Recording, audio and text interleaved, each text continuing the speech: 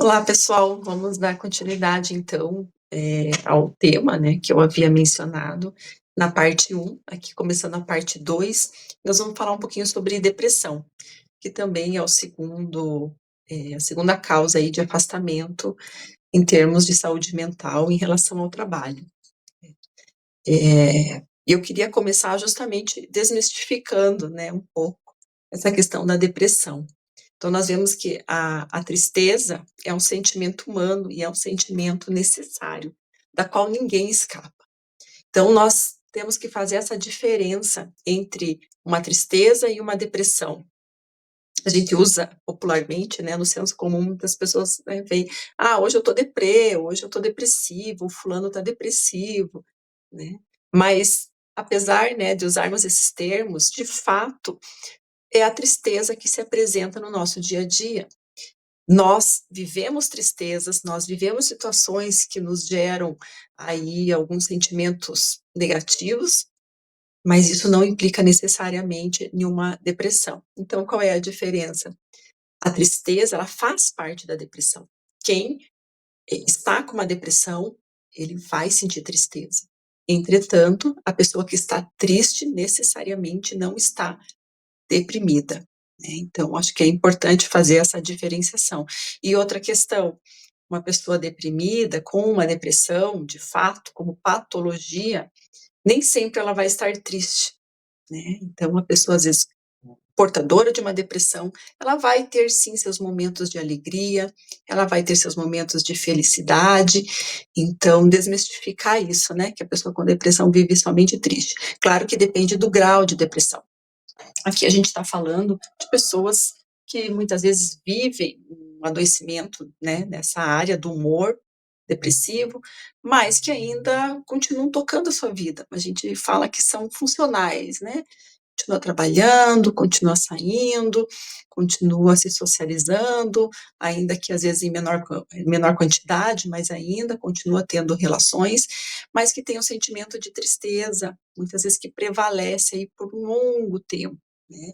Isso acho que são pontos que a gente tem que ir considerando aqui nesse momento. E é importante trazer aqui, gente, porque falando da tristeza, né? A tristeza, ela faz parte da vida, né? Nós não conseguimos ter só momentos alegres. Então, nós temos muitas perdas na vida.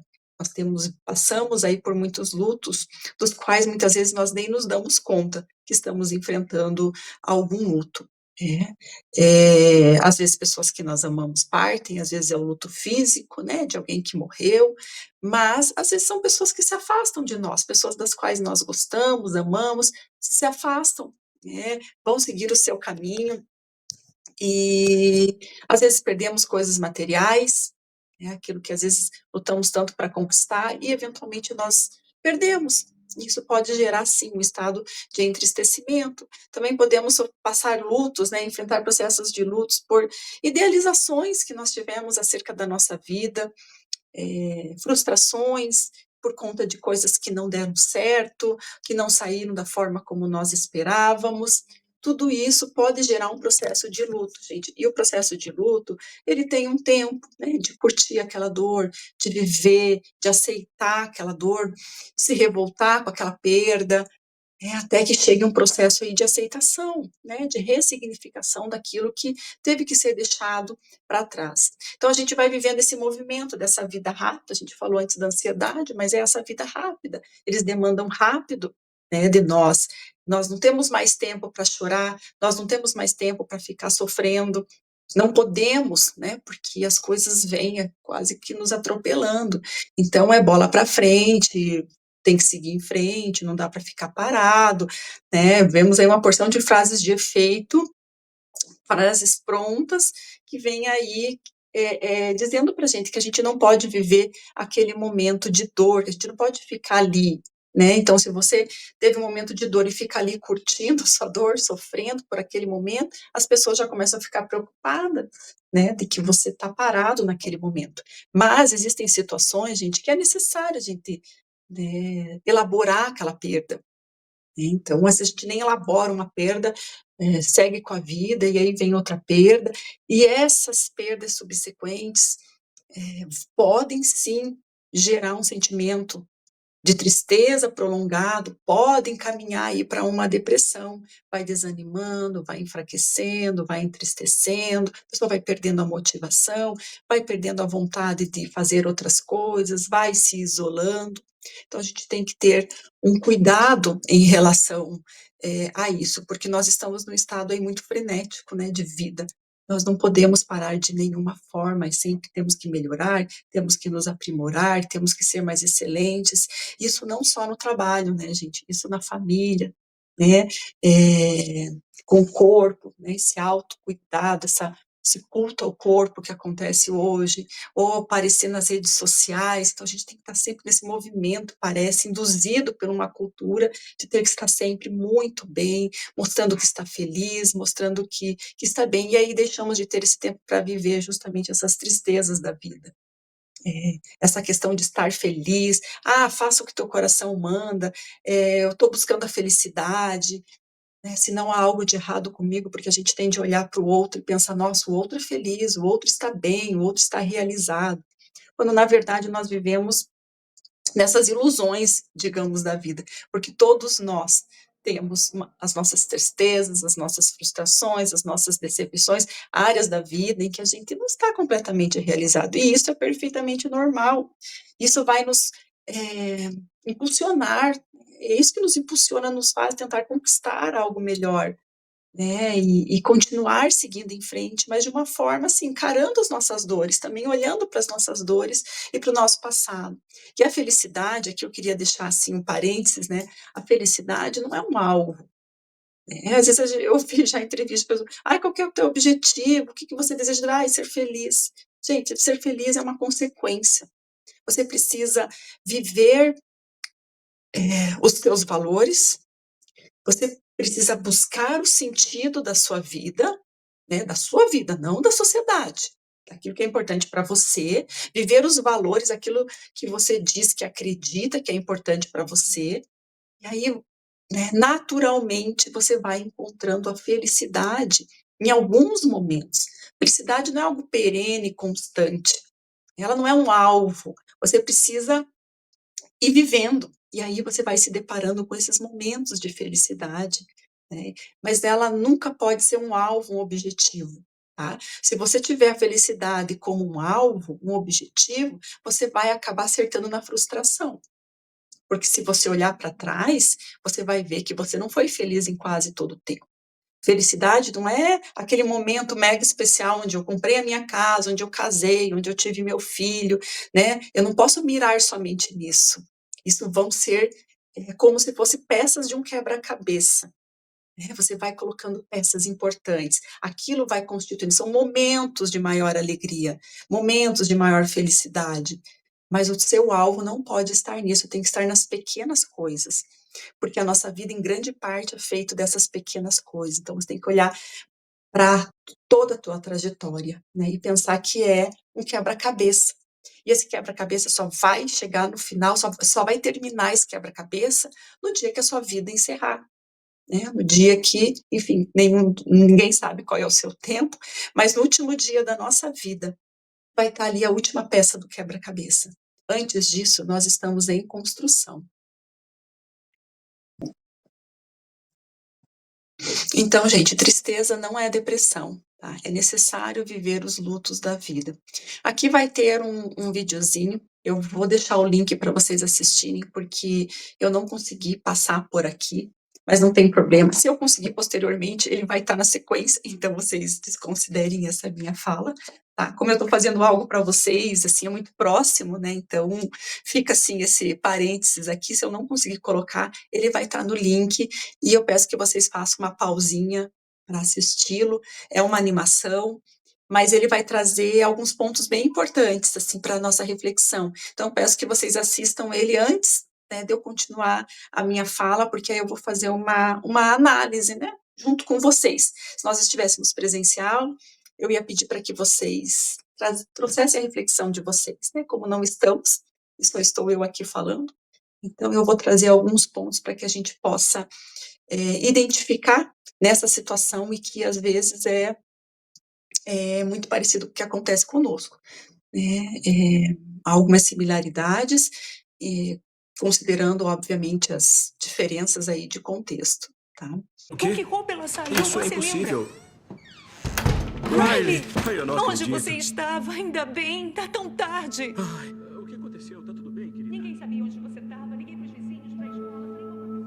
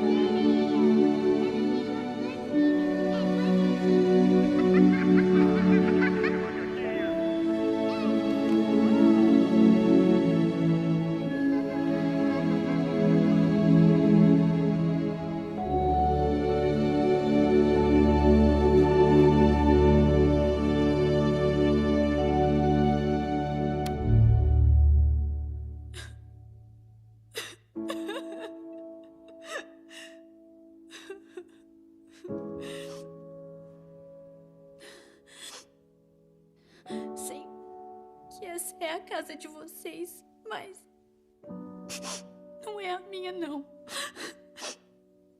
A minha é em Minnesota. Não perguntaram pra mim, mas eu só quero os meus amigos e o meu velho time. Eu quero ir embora. Mas não fiquem bravos. Oh, meu amor. Não estamos bravos. E, aliás, eu também sinto o mesmo. Saudade do bosque, onde andávamos. Dos piqueniques de todo domingo. De patinar no Lago Spring. Vem cá.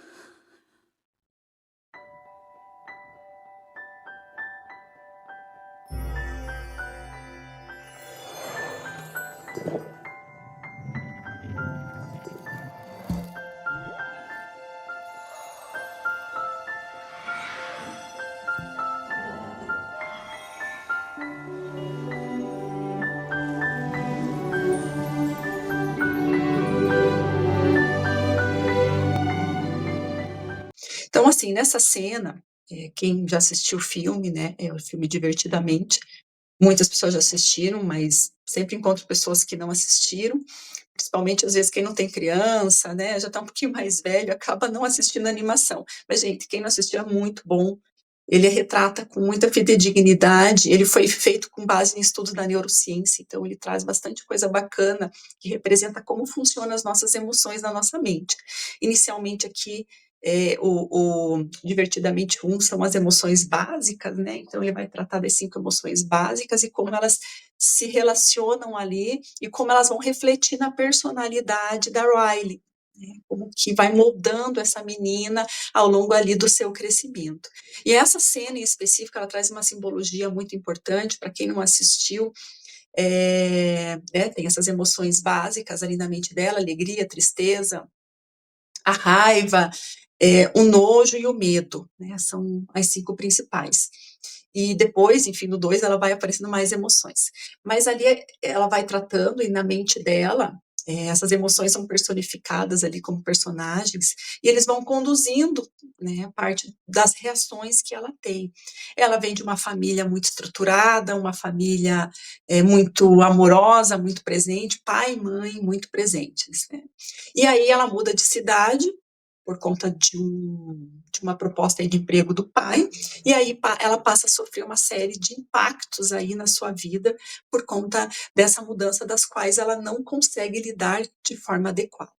Então, ao longo do filme, a gente vê que quem queria sempre dominar? A alegria, né? Queria não, ela dominava. Né? Era sempre alegria, a menina tinha uma vida perfeita, muito feliz, né? Sempre alegre. Então, a alegria, né? Ela nunca deixava a tristeza chegar no painel de controle para manifestar aquele sentimento. Ao mínimo sinal de tristeza, a alegria já invadia e falava, opa, aqui não, né? Aqui não é teu lugar, é só alegria. Mas, de repente, as coisas saíram do controle.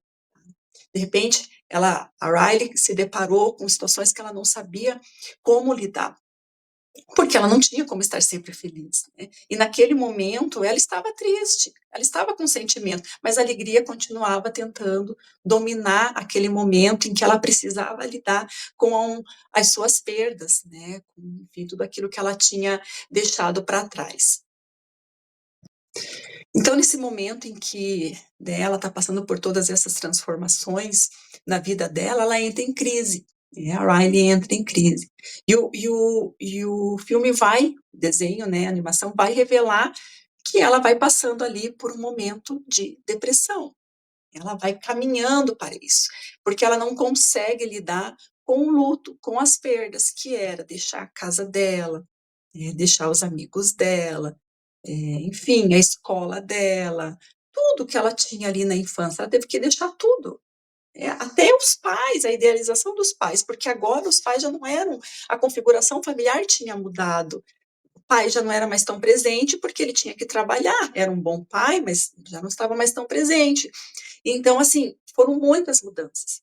E ela não teve esse tempo para viver esse luto. E aí ela foi começando a viver essas perdas, essas tristezas de forma distorcida. Né? Ela começou a demonstrar ali uma rebeldia, uma raiva muito grande, uma revolta, inclusive com o pai e com a mãe, ali com os colegas da escola, a ter comportamentos que não eram os comportamentos que ela tinha, mas eram um reflexo, eram como se fosse, a gente pode dizer assim, que eram sintomas. Então, ela estava tendo essas atitudes autodestrutivas, se afastando ali da família, tá? Contra ela mesma, né? A gente percebe o semblante dela, ela fica, né, mais séria, as roupas dela, que antes eram de menina alegre, agora já é uma roupa mais escura, uma roupa mais séria. Então, assim, tudo nela estava indicando que algo não estava bem. Ela estava passando por esse processo aí de luto, né? E já numa depressão por conta do luto, porque existem depressões, por exemplo, neurobiológicas, que é uma descompensação ali na química cerebral. Existem depressões por algum momento difícil que a gente está vivendo. A gente pode desenvolver a depressão com base nisso. Então, existem depressões por conta de baixa de vitaminas. Então, nós temos várias causas da depressão, nós não vamos entrar nisso agora, mas no caso da Riley era por conta do luto. E é isso que eu estava trazendo, eu estava falando do luto, das perdas, o desenvolvimento da depressão dela, naquele período do filme, é porque ela não tinha vivido os lutos, ela não tinha chorado, né? Ela não sabia, ela só vivia alegria e, de repente, ela se deparou com muitos momentos de tristeza e ela não soube lidar com aquilo. E é interessante que ali das últimas cenas, uma das últimas atitudes autodestrutivas dela era fugir de casa. Então, ela tentou fugir de casa, se preparou, tudo, mas no final acabou retornando. E essa cena é muito interessante, porque ela traz uma simbologia muito interessante para nós. Tá? Porque nesse momento em que ela volta para casa, e que ela vê os seus pais ali muito preocupados com ela, é o momento em que ela permite que a tristeza tome conta dela. Até então, a tristeza ela estava refletida o quê? Na raiva, na agressividade, na rebeldia, ou seja, na fala, na vestimenta, no isolamento, né? Tudo isso, naquela inquietação que ela estava, naquela insatisfação, era uma forma de extravasar sua tristeza, mas uma forma comportamental, mas não adequada, né, não iria resolver. E ali, nesse momento, ela consegue colocar para fora, ela consegue chorar, ela chora, né? E ela verbaliza o que ela estava sentindo. É aí o poder da fala, o poder da comunicação, de a gente colocar para fora os nossos sentimentos. E ela fala que ela estava infeliz, né, que aquele não era o mundo dela, que aquela não era a cidade dela, e que ela queria tudo aquilo que ela tinha perdido de volta. Só que o fato é que ela não teria aquilo de volta, aquela vida, mas ela precisava colocar para fora. Então, mudança da cidade, da escola, perda de amigos, né, como eu falei, a questão da relação familiar. Então, ela conseguiu verbalizar tudo aquilo. Então, ela pôde, o que a gente chama na psicologia de elaborar suas dores e as suas frustrações. Foi uma forma dela elaborar. Ela chorou, ela comunicou a sua tristeza para os seus pais. É interessante que daí ela tem um acolhimento, né? Ela foi acolhida pelos seus pais.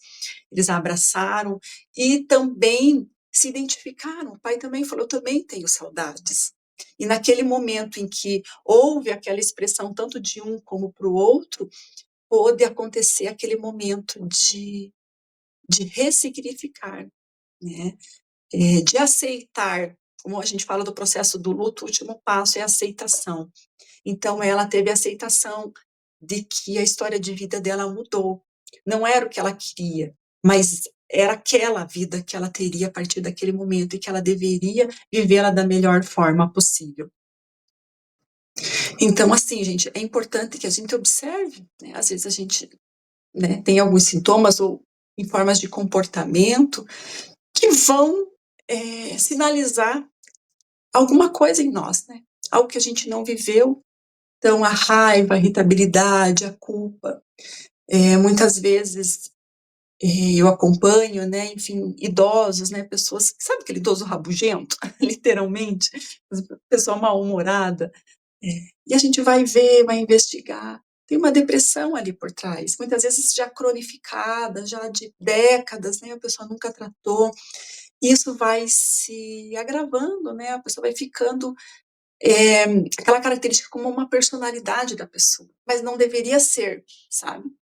Mas acaba ficando como parte da personalidade da pessoa, como as pessoas veem aquela pessoa, como a própria pessoa se vê, sempre mais irritadiça, né? Sempre mais, sempre com sentimento de culpa, sempre aí mais rabugento, enfim, sintomas que não precisariam estar se fossem devidamente tratados, tá? E aí, falando em sintomas da depressão, eu trouxe alguns sintomas, né, que são os principais para a gente identificar. Como eu disse lá na ansiedade, gente, a diferença entre o remédio, o veneno e a dose. Então, a gente tem que cuidar aqui com a intensidade, né? Não vai aí sair fazendo checklist, porque isso é muito perigoso nesse campo aqui da saúde mental. Porque nós temos um pouco de tudo isso, né, no nosso dia a dia. A questão é o quanto isso está sendo disfuncional. Isso está afetando as diversas dimensões da minha vida, isso está tendo impacto global, qual é a intensidade desses sintomas. Então, isso tem que ser avaliado com muito cuidado, mas são sintomas que nós também precisamos conhecer, né? Então, assim como nós sabemos, pressão alta, dor de cabeça aqui na nuca, é um sinal, vou ver se eu tenho pressão alta, né? Vou ver como é que está a minha pressão, vou medir, será que eu tenho algum problema? Tenho que tomar um remedinho, desenvolvi, crônico. Da mesma forma, a questão de saúde mental. Às vezes eu sei os sintomas, mas não quer dizer que eu tenho que verificar, fazer uma avaliação, enfim, buscar um profissional realmente da área. Então, nós temos sintomas, o humor deprimido, como eu falei, a tristeza, né? Humor deprimido. Então, mas tem que ver a intensidade que isso está, porque a depressão está presente em todos, é um sentimento humano, gente. Então, assim, todos vão ter tristeza. A gente tem que identificar a origem, quanto tempo, enfim, tem várias características nesse sentido. Anedonia. Anedonia, gente, é falta de dificuldade em sentir prazer. Né? Então, a pessoa já não tem muito prazer nas coisas, tanto faz, tanto fez, né? Ela não consegue, né, ter grande motivação, estímulo para fazer as atividades, às vezes, do dia a dia, normal, ou coisas assim que são especiais e que seriam muito legais, de fazer um encontro, um passeio, ir para um lugar bacana, já não gera mais interesse, sabe? É meio que uma falta de sentido, de perspectiva, tá? Isso é anedonia. A fatigabilidade, ou seja, o cansaço, né? Eu já tinha falado isso em algum momento, dorme e acorda cansado. Fala, mas eu dormi a noite inteira, eu tô cansado, né? Não importa, passo final de semana, tirei férias, descansei, assim, fisicamente, né? E ainda continuo ali me sentindo cansado. Então, esse é um ponto importante, entender, né? Esse cansaço tem várias origens, então é importante identificar, ver se não é, né, causado por uma questão de saúde mental também. Diminuição da concentração e autoestima. Então, lembra que eu falei sintomas cognitivos lá na ansiedade? Ele também vai afetar aqui na depressão. Então, dificuldade de concentrar, de ter atenção e automaticamente de memorizar, porque se eu não me concentro, se eu não tenho atenção, o meu cérebro não vai processar aquilo, eu não vou memorizar. Então, uma coisa vai levando a outra. Diminuição da autoestima, ou seja, do meu valor próprio, né? Autoestima tem a ver com valor, o quanto eu acredito que eu tenho valor. Então, eu já acho que eu não tenho valor, que eu não tenho importância, né? Aqueles pensamentos de eu não sou nada, eu não sou ninguém, tudo isso a gente tem que tomar aí um certo cuidado com esses pensamentos. Ideias de culpa e de inutilidade, né? Então, a pessoa está sempre se sentindo culpada, da inutilidade, eu não presto para nada, eu não sirvo para nada, qual que é o meu valor no mundo, ou, né, para que eu nasci. Então, tem esses tipos de pensamentos também, distúrbios do sono e apetite, então, questão do sono ou para mais ou para menos, né, então, às vezes, tem pessoas que dormem demais, né, estão aí passando por um momento de depressão, dormem demais, ou desejam dormir demais, tem muito sono, assim, constante, ou, ao contrário, podem dormir de menos, ter uma insônia, assim, severa. Questão do apetite também, variação do apetite, tem pessoas que podem estar entrando numa compulsão, come demais, sem controle, né, para tentar suprir um pouco dessa tristeza, e tem pessoas que têm inapetência, ela não tem fome, ela não tem vontade de comer, perde interesse, prazer até pela comida, lembra da anedonia ali? Às vezes a pessoa perde até o interesse pela comida, se alimentar, né, então pode ser, você veja como é diferente os sintomas, né, como tem que ser avaliado com muito cuidado, porque ela pode tanto para mais como para menos, né, ela pode se apresentar de forma muito diferente, tá? Agitação psicomotora ou retardo, ou a pessoa ficar muito agitada, pode até parecer que é uma ansiedade, né, porque a pessoa fica muito agitada, muito elétrica, muito, ou ela pode ter um retardo, ou seja, ela fica mais lentificada, faz tudo mais lento, eu tenho que resolver isso, não tenho, assim, não tenho força quase no corpo mesmo, motora, né, para ir executar alguma tarefa. Então pode ser para um e para outro. E prejuízo, como eu falei, concentração com dificuldade para pensar, né, que entra ali na diminuição da concentração, mas aqui de forma mais específica, né, do pensamento, né, de construir, não só de concentrar, olhar algo e ficar fixado naquilo, mas na construção do raciocínio, sabe, de ter insights, de pensar estratégias. Por isso que uma das dificuldades é essa, ajudar a pessoa nesse sentido de ter insights, né, de ver estratégias, de ver possibilidades, porque o pensamento fica tão restrito que a pessoa às vezes não vê possibilidade de sair daquela situação, né, de ter estratégias para traçar aí na vida, para ter algum tipo de mudança, tá? Ok? E assim, gente, nessa área de exaustão, né, nós estamos vivendo assim, então são sintomas muito parecidos, por isso a questão da avaliação, pode ser uma exaustão, né, por conta aí de demandas físicas mesmo, que vão gerando tudo isso, né. Então nós vemos aquele tempo, né, uma noite de sono já não é o suficiente para a gente descansar. Às vezes o que o corpo pede, gente, é só descanso.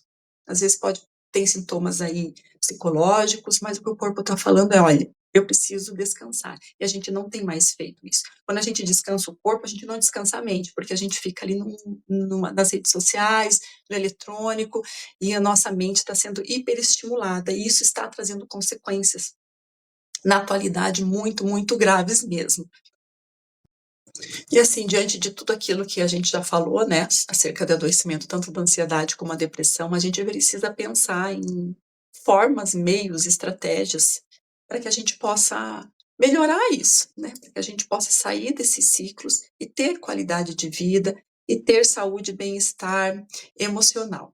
Aí eu trouxe aqui um material também do Janeiro Branco, ele vai trazer várias enfim, pontos aqui indicativos de estratégias para que a gente possa desenvolver e equilibrar a nossa vida. Porque nós precisamos trazer um certo equilíbrio. Não que tudo vai estar sempre perfeitamente equilibrado, gente. A gente tem que ser realista no dia a dia, né? No tempo que nós estamos vivendo hoje. Mas existem ações mínimas que nós devemos fazer. E nós vamos ter tanto benefício na nossa mente quanto no nosso corpo. Até porque um corpo doente, um corpo com dor, um corpo com mal-estar, não vai gerar uma mente sadia, né? A nossa mente sofre junto com o nosso corpo. Então, assim, é algo que vai englobar mente e corpo, né? E a nossa psique aí também, tá? Para que a gente consiga ter ações mínimas que sejam, posso dizer assim, factíveis, né? Ou seja, eu posso praticar. Isso eu posso fazer. Não são, assim, coisas que são impossíveis de eu exercer ou de eu praticar. Tá?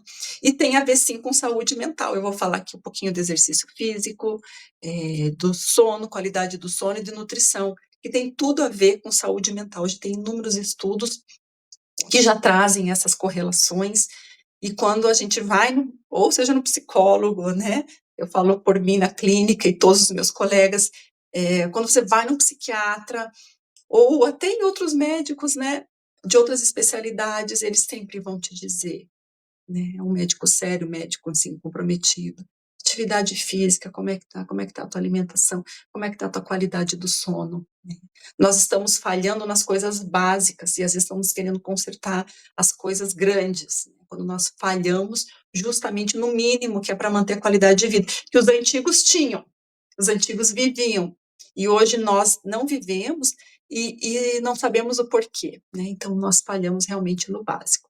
Então, nós vamos falar inicialmente aqui da atividade física, da importância de realizar exercício físico, tá, gente? Seja ele qual for, tá? Aqui a gente fala em atividade física, a gente não está falando do esporte A, do esporte B, né? Necessariamente de algo de forma específica. Então, muitos estudos, como eu já disse, vão trazer que os exercícios físicos são extremamente importantes para a nossa saúde, tá?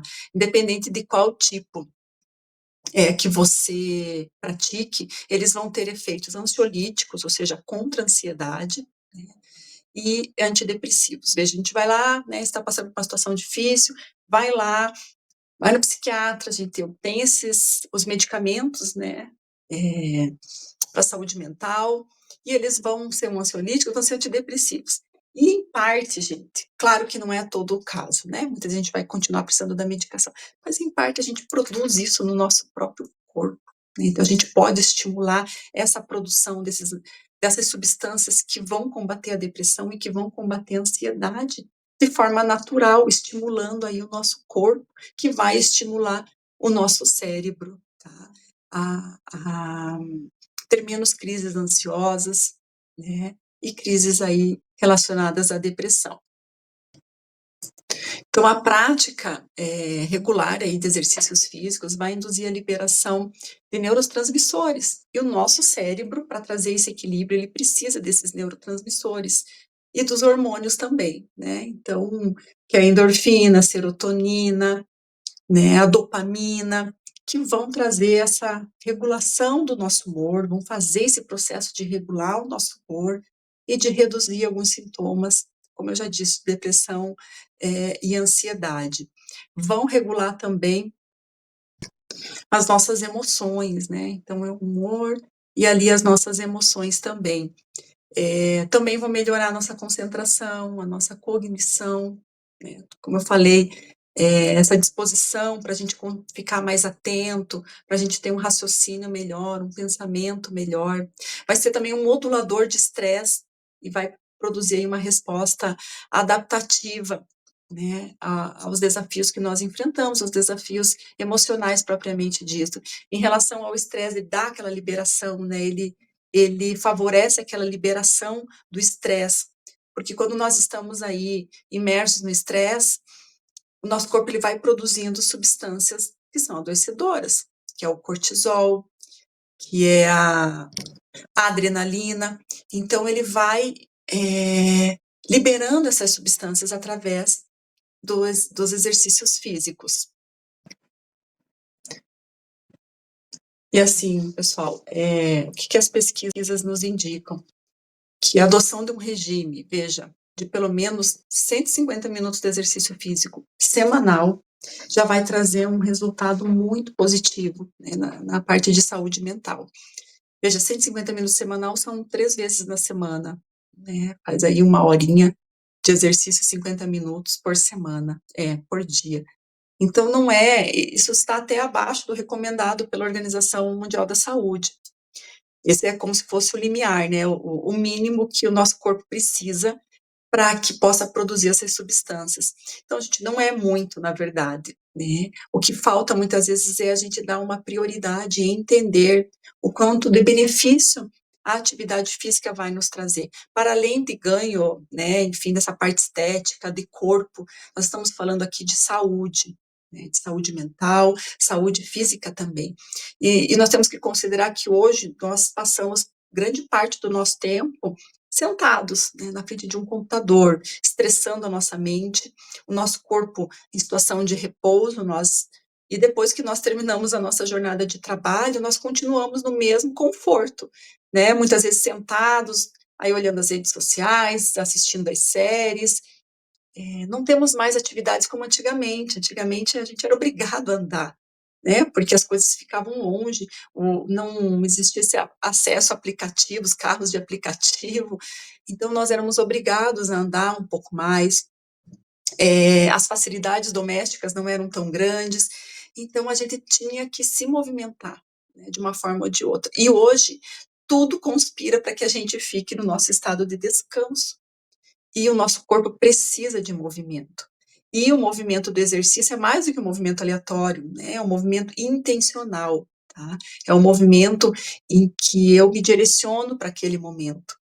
E, além de tudo, ele nos ajuda também a ter um foco maior no exercício físico, né? Não só pela liberação desses neurotransmissores, desses hormônios, mas também nos ajuda a focar no presente. Quando você está ali no exercício e você está concentrado naquela tua atividade física, na respiração, na forma como você está fazendo aquele exercício, isso vai trazer um ganho também de atenção, na parte atencional, vai te trazer ali para o presente, né? Porque você vai ter que estar com o foco ali na execução daquela tarefa, digamos assim. Então, isso você começa até a treinar os pensamentos, sabe aqueles pensamentos intrusivos que ficam vindo na nossa mente constantemente?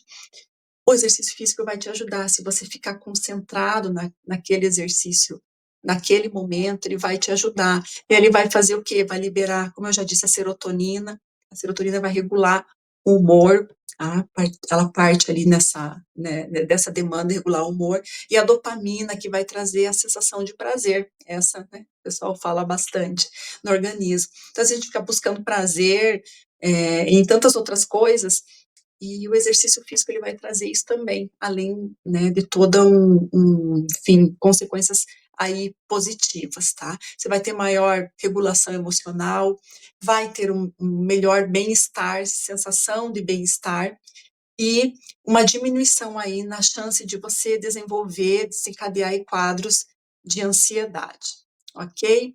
Gente, eu vou terminar agora aqui essa segunda parte, e daí nós vamos para a terceira parte, que daí é a última, tá bom? Eu espero vocês lá.